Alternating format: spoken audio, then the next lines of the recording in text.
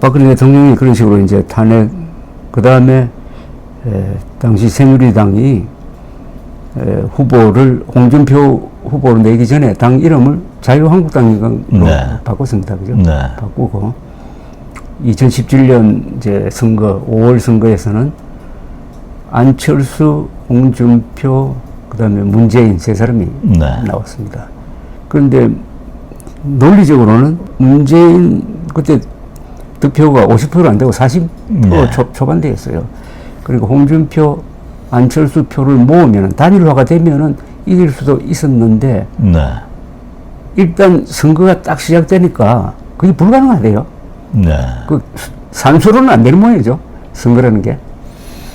안철수란 분도 또 하여튼 요새 우리나라에는 하여튼 최근세사의 대한민국 정치판에는 저로서는 왜 정치를 하는지 모르는 분들이 참 많이 계셨습니다. 근데 그분들이 대출세를 하고 뭐 이러더라고요. 뭐 지금도 좀 계속되고 있다고 봅니다. 좀 박근혜부터 안철수란 분도 왜 정치를 하는지 저는 잘 모르겠어요. 유명하긴 합니다. 근데 정치가 뭔지를 아는지는 제가 지금도 모르겠어요. 우리 최 의원이 분류하는 성격상 정치를 해서는 안 될 사람 중에 예. 안철수 의원도 들어갑니까? 뭐 저는 상당히 상위 랭킹입니다. 그런데 또 국회의원 선거에서는 당선되잖아요. 어려운 수도권에서. 그러니까 셀럽이 그러니까 저 표 찍는 분들 뭐 심정도 제 이해는 합니다. 근데 당에서 정상적으로 공천을 잘 하면은 뭐 저는 그런 일이 안 벌어질 것 같은데 지금 이 우리 정치가 이렇게 된 거는 특히 어떤 당에서 공천을 너무 이상하게 하는 겁니다. 그래가지고 그런 말하자면 뭐 이질적인 정치를 해서는 안 되는 분들이 움직일 공간을 다 만들어주는 거예요. 근데 이게 지금 한국 정당의 가장 큰 문제가 당내 민주주의다. 가 안 된다. 그래서 공천을 상향식 공천을 우선으로 하면서 해야 된다. 이런 뭐 법도 있고 선언도 하면서 실제 또 공천 딱 해보면은 그 당대표 중심으로 이른바 당권을 딱 준 사람들이 주도하는 것이 되고 하는데 또 한 법은 또 뭐 대통령이 공천을 관여하면은 그 형법으로 다스리고 뭐 이럽니다. 위선도 그러니까 참. 그러면 이거 도대체 한국 정치의 정당 민주화와 공천은 어떤 식으로 해야 이게 제대로 되는 거죠? 앞으로 대안이 뭐죠? 그 전에 제가 국힘인가 하는 그러니까 정당은 선거하는 조직입니다. 뭐 저는 지난번에 말씀을 한번 드렸습니다만은 정당은 그 1800년대 이후에 그렇죠. 확립된 민주주의 제도 중에서 가장 늦게 말하자면 이 확립이 된 그 제도인데 정당은 뭐 우리나라로 치면은 좀 홍경래 당 뭐 이런 게 저는 정당이라고 생각합니다. 정권을 잡기 위한 거니까. 그래서 정당이 하는 일은 선거고 선거에서 제일 중요한 거는 공천인데 지금 그 국힘은 이제 공천 기능이 완전히 이제 붕괴돼 버렸습니다. 지금은 공천을 못 합니다. 이번에도 그러니까 2년 전 총선할 때 현역 의원들이 그대로 공천 다 됐습니다. 그렇죠. 그건 경선은 그냥 공천 심사도 안 하고 자동적으로 그리 됐습니다. 이번에도 의원급이라고 할 수 있는 시도지사 한 명도 못 바꾸고 다 그대로 갔습니다. 훌륭해서 공천을 한 게 아니고 공천 자체를 못 한 겁니다. 그러니까 저는 그 국힘은 정당의 기본적인 말하자면 이 기능이 붕괴된 조직이다 이렇게 생각합니다. 그런데 민주당은 좀 다릅니까? 민주당은 다릅니다. 민주당은 정상적으로 뭐 한다고 저는 생각을 합니다. 그 공천 과정이. 예.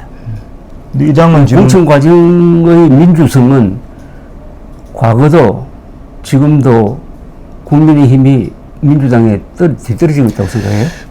근데 공천을 민주적으로 해야 된다는 게 무슨 소리인지 저는 뭐 말이 잘 안 된다고. 공천은 이길 사람을 추천하는 겁니다. 이길 사람을. 아니, 이길 사람을 뽑는 게 민주적으로 해야 이길 사람이 뽑히는 거 아니냐는 거죠. 그러니까 공정 경쟁을 해요. 근데 그걸 제일 말하자면 왜고패고한 당이 그 당인데 그 당이 선거만 하면은 계속 망하지 않았습니까?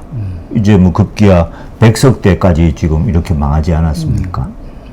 자, 그러면은 지금 이제 지방선거를 지금 우리가 목도를 하고 있는데, 이번 지방선거처럼 또 이렇게 의미를 크게 부여하고 국민들의 관심도 집중된 선거도 또 드물었어요. 이번 지방선거처럼.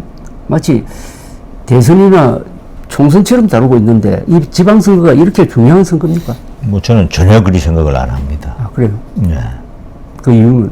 저는 나라의 운명은 국민이 주권을 위임하는 총선, 국회의원 선거, 그게 제일 중요하고 대통령 선거는 나라를 어지럽게 만드는데 큰 기여를, 그 주권 위임은 마찬가지입니다. 큰 기여를 하고 있다. 정상적인 나라는 주권을 한 번 위임하고 말지 않습니까? 유럽에 있는 모든 선진국들은 국회의원 선거로 그렇죠. 주권 위임을 끝을 냅니다. 그렇죠. 요새 우리가 무슨 왕 필요한 나라도 아니고 국가 수반이 필요하면은 알아서 대충 하나 뽑아라. 뭐 영국은 국가 수반이 있으니까 수고를 할 필요도 없는 거지요. 다른 나라도 독일도 대통령이 있지만은 누군지도 잘 모르지 않습니까? 대통령 누군지. 이제 프랑스는 예외지. 프랑스는 근데 그거는 이제 보니까 그러면 그때 이제 우리 무성영이 오스트리아식 내각제 얘기를 해가지고 약간 좀 이상하게 된 적이 있는데 저는 오스트리아식 내각제, 프랑스식 내각제 이렇게 저는 생각을 안 하고 그건 뭐 학자들이 뭐 그런 논문을 써야 또 뭐 유명해지고 먹고 살고 하니까 그러는지 모르겠지만은 내각제가 있을 뿐입니다. 근데 각 나라별로 이제 역사가 조금 다르지 않습니까? 독일은 전쟁을 일으킨 나라고 하니까 완전한 내각제가 돼 있는 것이고 프랑스는 전쟁 영웅이 있지 않습니까? 드골이라는. 드골이 대통령이 됐는데 드골을 쌩무시할 수는 없는 겁니다. 그래서 대통령 힘이 딴 데보다 조금 더 센 거지요. 뭐 제가 지나치게 표현하는지 모르겠습니다만은 유럽은 다 내각제인데 이런 각 나라의 2차 대전 때 벌어진 역사 때문에 조금 차이가 있다고 생각을 합니다. 근데 하여튼 전 우리나라에서 제일 중요한 선거는 그 국회의원 선거고 지방선거는 그럼 서울시장이 누가 뽑혔다? 그 나라의 운명하고 무슨 관계가 있습니까? 철저하게 행정적이다 이거죠. 그러지요. 뭐 행정이라 이거죠. 나라에서 예산 주어지면은 그래서 위대한 시장이 위대한 도지사가 있었습니까? 위대한 대통령은 있지요. 위대한 정치인도 있고 있습니다만은 서울시장이나 경기도지사는 그건 위대한 업적을 이룰 수도 없고 그 자리 자체가. 그러고 꼬라박아도 뭐 꼬라박는다고 뭐 어디 갑니까 그게. 저는 비유를 우리나라 뭐 지금 우리 나라 단위로 삽니다. 예컨대 이제 나라를 배라고 치면은 이 배를 가지고 그럼 북쪽으로 갈 거냐 남쪽으로 갈 거냐 이건 나라의 운명을 결정합니다. 이건 대통령과 국회의원이 하는 거지요. 서울시장은 이 나라 위에 있는 말하자면 지역을 책임지고 이걸 좀 깨끗하게 혹은 풍요롭게 한계가 있습니다만은 이런 정도가 되는 거지. 서울 시민의 운명을 어떻게 결정합니까, 서울시장이? 근데 이제 지금 우리나라 지금 이번에 뽑는 사람이 한 4,300명 된다고 합니다. 그러니까 군의원, 시의원, 구의원까지 다 포함되니까. 예. 그리고 여기에 또 교육감까지 뽑는다고요. 네. 왜 뽑는지 참. 그래서 이게 투표장에 가면 참 고민인데 모르는 명단을 쭉 받아들고 이걸 당 보고 찍느냐 아니면 막 무조건 찍어버리느냐 아니면 고민에 휩싸이게 만드는 건데 이게 한국이 이제 이 선거 과잉이라고 그럴까 그게 대한 이 리뷰가 한번 필요하다고 생각 안 하세요? 하여튼 저는 선거는 민주주의의 꽃이 아니라 전쟁, 그 중에서도 가장 해서는 안 되는 내전이라고 생각합니다. 그 내전이 지금 매일 벌어지는 겁니다. 조합장 선거에. 조합장 선거까지 하지. 그러니까 이제 뭐 농협도 뭐 직선한다 그러대요. 그걸 잘하는 줄 아는데 그거는. 농협은 옛날부터 직선을 했고. 아니, 저 농협 중앙회장. 중앙회장 이번에. 직선한다는. 뭐 그렇습니다. 뭐 선거관리위원회만 살판 났습니다. 변호사들만 살판 나고. 근데 그래도 교육감 직선제 찾는 것도 인류 역사상 지금 우리나라에서만 있는 일입니다. 대표님 교육감하고 무슨 관계 있습니까? 그렇죠. 저는 애들 학교 다닐 때 저는 뭐 담임 선생님 뭐 이름도 몰랐습니다만은 그래도 초등학교 1학년 들어가서 고등학교 3학년 졸업할 때까지는 교육감하고 저하고 관계가 있다면 있는 겁니다. 담임 선생님, 교장 선생님, 교육장, 교육감. 관계는 있는데 내 애가 고등학교를 졸업하는 순간 교육감하고 저하고는 아무 관계가 없는 사람입니다. 관계 없는 사람한테 투표를 하라 그러는 게 세상에 어디 있습니까? 아니 뭐 이 당사자도 아닌데 왜 어떤 관계도 없는 거지요. 그래서 그것도 말이 됩니다. 그래서 처음에 그 교육감 직선제 하여튼 뭐 2007년인가 뭐 그리 하여튼 뭐 법이 바뀌어서 그리 됐는데 그건 뭐 이제 기회가 되면은 저는 우리나라 교육이 이 지경이 된 게 저는 교육감 직선제 때문에 그렇다고 생각합니다. 학부모가 아닌 사람이 교육감 선거를 하는데 사리에 안 맞는 일이지. 모순점이 있네. 그건 아무도 지적을 안 하는데 지금 말씀하시니까 기억나는데 어쨌든 이게 투표권이 쭉 확대되는 과정이 이제 영국에서 보면은 제일 처음에는 귀족이 투표권을 독점했거든요. 네. 그 다음에 이제 지주들, 네. 그 다음에는 중산층, 그 다음에 노동자, 남성들, 남자입니다. 예, 예. 남자고, 그 다음에 20세기에 들어와서 여성이 투표를 해가지고 완전한 보통 선거가 된 게 영국에서조차도 1928년이더라고요. 그렇습니다. 근데 우리나라는 건국할 때부터 그런 과정 다 생략해버리고 1인 1표제에 보통 선거로 딱 가버린 거예요.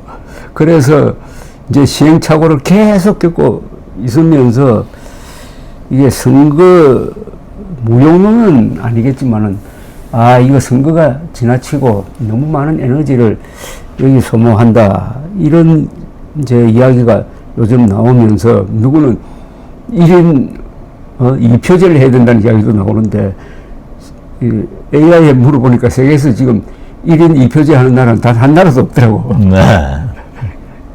벨기에가 이런 애가 있어요. 벨기에가 1893년에서 1919년에 일종의 실험을 했는데 1인 3표제까지 했어요. 그러니까 보통 사람들은 1인 1표제인데 여기에 대학 졸업한 사람은 2표를 주더라고. 네. 그 다음에 또 하나 고액 납세자는 한 표를 더 줬어요. 그러니까 1인 3표제도 있었어. 네. 1인 2표제를 지금도 주장한 사람은 있었어요. 이광요 수상이 돌아가시기 전까지도 1인 2표제를 해야 된다고 하지만 자기 나라에서도 1인 2표제 안 한 것 같은데, 싱가포르도. 그래서 이 선거가 가지고 있는 본질적인 파퓰리즘이 정말 여러 가지 문제를 낳게 하는데 여기에 대해서는 어떤 정치인도 함부로 문제를 제기하지 못하는데 문제가 있는 거 아니에요? 선거를 줄여야 되는 거. 그거는 뭐 저는 설득을 하면은 같이 될 거라고. 선거를 줄여야 된다. 예. 선거를 어떻게든 줄여야 된다. 선거를 가급적이면 적지 않은 방향으로 가야 된다. 예. 선거를 하면 선거는 기본적으로 전쟁이고 달리 말하면 분열이거든요. 그럼 한번 따져봅시다. 우선 교육감 선거 안 해야 된다는 거는 안 해야 됩니다. 그 다음에 또 안 해야 될 게 뭡니까? 저는 지방선거도 생각을 해봐야 됩니다. 정하려 그러면은 전 우리나라에서 지금 시급한 게 이제 행정구역을 재조정하는 것. 그게 갑오개혁 때 지금 이제 결국은 시군 단위로 안 돼. 시군과 그 위에 있는 도 아닙니까? 그렇죠. 그게 갑오개혁으로 한 100여 년 거슬러 올라간다 그러는데 갑오개혁 때도 그 전의 것을 참고해가지고 그렇죠. 했을 것 아닙니까? 그렇죠. 오래됐죠. 지금 행정구역의 기본은 고려 성종 때, 한 1000년 전입니다. 1000년 전이네. 1000년 전에 말로 한나절에 갔다 올 수 있는 거리, 행정력이 도달할 수 있는 거리의 면적인데 강과 산, 그때는 뭐 강과 산이라는 게 어마어마한 그 경계니까 그걸 기준으로 해서 군을 만들었고 거기서 이제 사람들이 모이는 지점에 이제 도시가 되고 한 겁니다. 지금도 그렇습니다. 근데 지금은 옛날에는 군 단위가 말하자면 하루는 걸려서 이제 이게 교통과 통신이 됐는데 지금은 1시간이면 됩니다. 그리고 그 인터넷이나 이런 걸로는 이제 빛의 속도로 됩니다. 그러니까 지금 그리고 이제 도라는 것은 나라의 중심은 이제 임금 왕이니까 왕의 명령이 예컨대 산천군 지리산 밑에까지 오는 거는 그냥 뭐 세월이 걸립니다. 그러니까 그걸 대행하는 게 이제 말하자면 도가 있어서 도 감사가 있는 겁니다. 조선 남북한 합쳐서 팔도로 계속 해오지 않았습니까? 조선 경상도 전라도 이렇게 해가지고 그거는 이제 그 감사 도의 권능이 작은 나라의 의제였던 겁니다. 이게. 근데 지금 그 단위가 지금 우리나라가 지금 17개 시군으로 나뉘어 있을 어떤 이유가 있는지 모르겠습니다. 그러니까 지금 예컨대 이제 제 있는 데는 산청이 있고 함양이 있고 뭐 사천이 있고 남해가 있고 한데 그 지역이 나뉘어 있을 어떤 이유도 없습니다. 뭐 하나 있지요. 공무원들 이제 유지하려고 또 선거하려고 또 지방자치 군수도 뽑고 해야 되니까 그거 하려 있는 거지. 거기 사는 우리 국민들한테는 내가 산청에 사는지 내가 함양에 사는지 어떤 그것도 없습니다. 그러니까 이걸 말하자면 지금 이 세상에 이 시대에 맞게 조정을 해야 되는 겁니다. 중대한 문제인데, 그죠? 예. 그 조정해가지고, 예. 이제 과학의 발전, 이런 거와 교통수단의 발전과도 안 맞고. 지금 공무원들을 위해서 그렇게 갈라놓은 것으로 인한 여러 가지 그 비생산성적 요인, 또 그게 선거와 연결되고 하는데, 근데 요새 이제, 그 뭡니까, 행정기구 통폐합이 하나의 흐름처럼 되어 있잖아요. 네. 그건 긍정적으로 보세요? 근데 그런 식으로 해서는 안 돼요. 된다고 봐요. 전체적인 MB 때 한번 하려고 그랬습니다. MB 때. 전 그때 참으로 나라의 천년 대계를 놓치는구나 하는 생각을 했습니다. 그때 하려고 그러고 한 100개 정도로. 그래서 저는 그때 이제 단위를 사람들이 사는 단위가 있거든요. 그렇죠. 지금도 다 있습니다. 그 우리 제 사는 진주를 중심으로 하면은 서부 경남이란 단위는 그건 수천 년 전부터 하나의 정치, 경제, 사회, 교육, 문화 단위로 살아왔습니다. 다 공유하고 있습니다. 다 압니다. 그래서 인구 100만 정도 되더라고요. 그래서 저는 인구 100만 정도로 나누면은 서울로 치면은 서울도 있지 않습니까? 여기 시내 중심이 있고 그렇죠. 강남이 있고 그렇죠. 영등포가 있고 은평 등 이렇게 묵자 이거죠. 그렇게 해서 여기는 뭐 인구를 조금 더 이제 키워야 되겠지요. 그래서 영등포 쪽에 사는 청년들은 다 그 타임스퀘어에 모입니다. 그게 영등포 위에 백화점 있는 데 있지 않습니까? 예.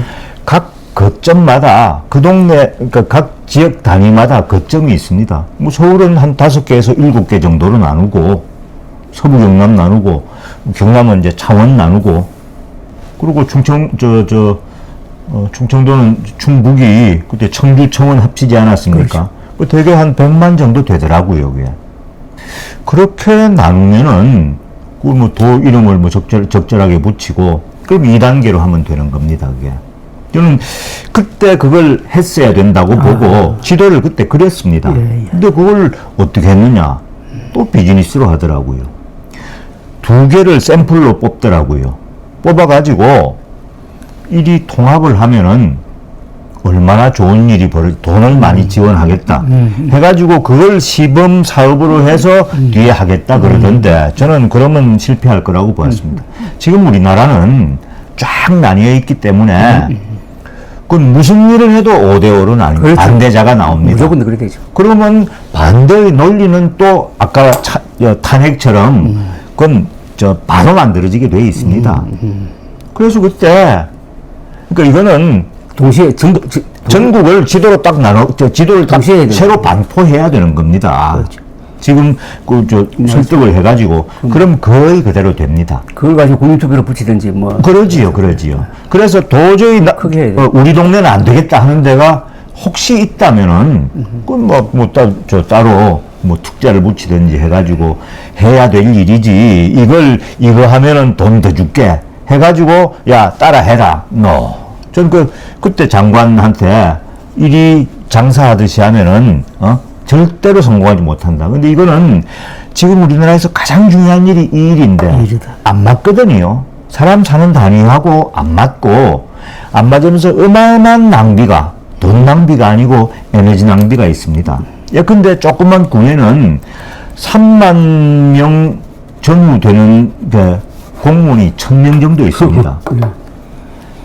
7만 명 되는 이 동사무소에 뭐 열댓 명 다 해결됩니다. 요새 해결 안 되는 데가 어디 있습니까?